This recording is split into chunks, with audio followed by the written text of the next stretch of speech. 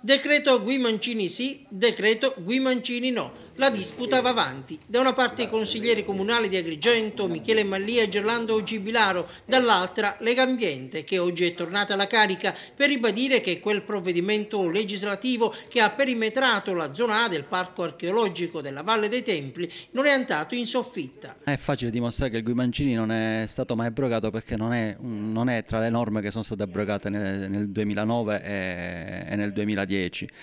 Basta guardare le carte, basta saper leggere le norme.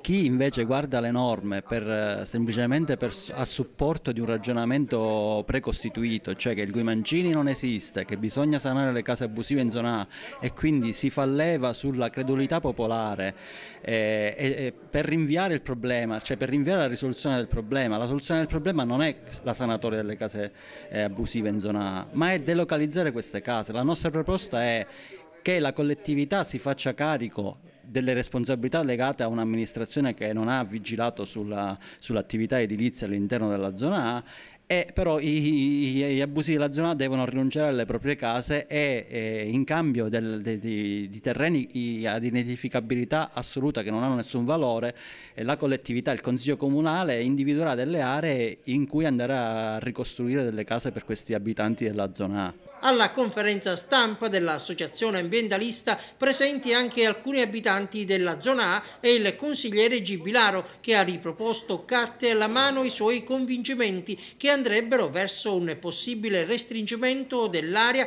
dove insiste oggi l'inedificabilità assoluta. Articolo 1, articolo 2, l'articolo 2 bis non c'è. Pronta la replica di Claudia Casa, che bolla la tesi di Gibilaro come una favola. Oggi interveniamo di nuovo perché io immagino che se domani mattina qualcuno di noi uscisse e incontrasse una persona che gli dice: guarda, sai, abbiamo scoperto che l'asino, il proverbiale asino, non è vero che non vola, ma si è messo le ali e vola. Io penso che ognuno di noi alzerebbe le spalle, diciamo, con aria di sufficienza.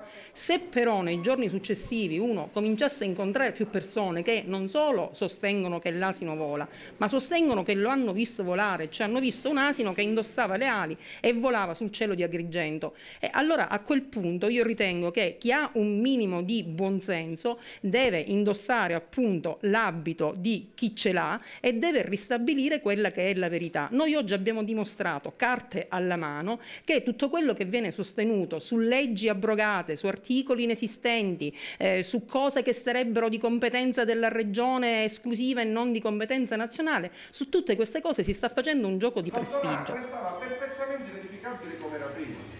Cambiava la natura.